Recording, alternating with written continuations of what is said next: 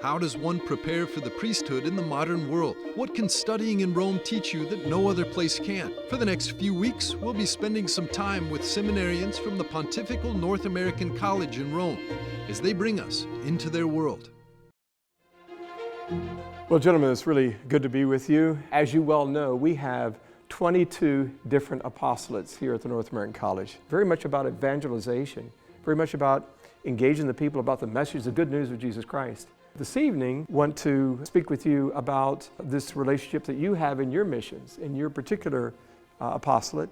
What is the goal? What is the focus that you are about in your missions, and what do you want to take away from that?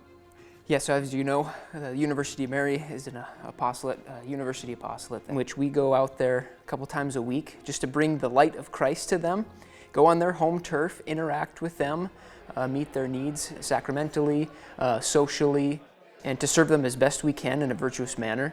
My name is Deacon Josh Hill, studying for the Diocese of Bismarck, North Dakota. I grew up around the Great Plains area, South Dakota, Montana, North Dakota, before seminary. I didn't know who I was, very insecure, didn't know where I wanted to go in life, what I wanted to do. It kind of just was going with the flow, honestly, of society. Yeah, I just considered myself as going to be married and have a family, but I never thought about the question of vocation. This university is, as I mentioned, in the Diocese of Bismarck, North Dakota, so it hits home, but in more ways than one, because in 2012, I was a student of the University of Mary, and I came to the Rome program here, and that's where I had my encounter with Christ. After I graduated, I was asked to go and serve on that same campus. And it was 2 years of being able to just give of myself to these students, which really began the process of forming certain priestly virtues of, like I was saying, a gift to self, making yourself available, and really finding yourself and losing yourself in a life of service.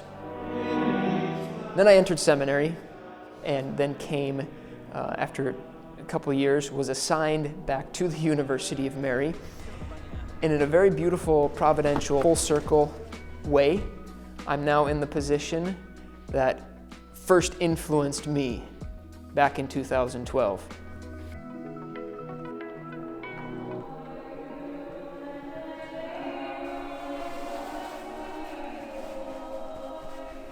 The role of a deacon will primarily be specified in the Mass.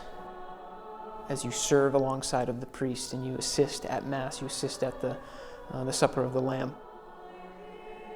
We had the Mass on the conversion of St. Paul. This encounter that St. Paul had with the Lord and how it changed his life, I was able to share a little bit about my encounter. The primary emphasis for Saul was on his own activity. It was Saul serving the Lord according to his own way, according to the measure that he understood. And the main message, I would say, would be, in God's will does one truly find oneself. If you desire to encounter the Lord, you undoubtedly will, but only in the ways of his mysterious providence. Only by doing God's will can the Saul that you think you are be transformed into the St. Paul that our Lord knows you are.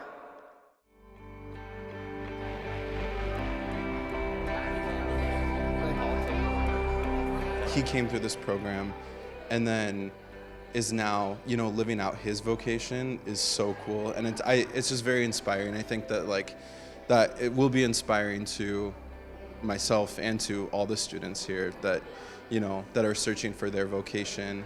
Patience is something that you just have to endure, and that's how you grow. It's something that is washed upon you, and you grow from that.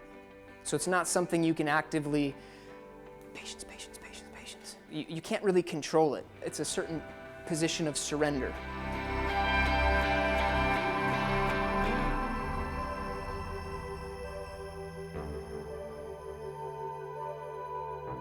It takes an encounter with Christ, and it takes somebody who's been sent by Christ to then invite you to embody that other Christ-like figure and then invite you into a relationship.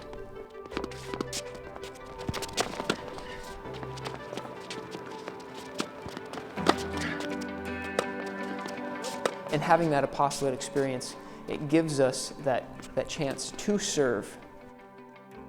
When we're in seminary formation, when we're in academics, we learn about Christ, we learn about theology, the church, all of these aspects of our faith.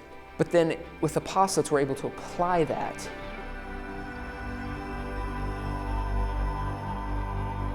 To see their thirst come alive in this city has been inspirational. It stirred actually the fire in my heart. They have a hunger and thirst that is just contagious.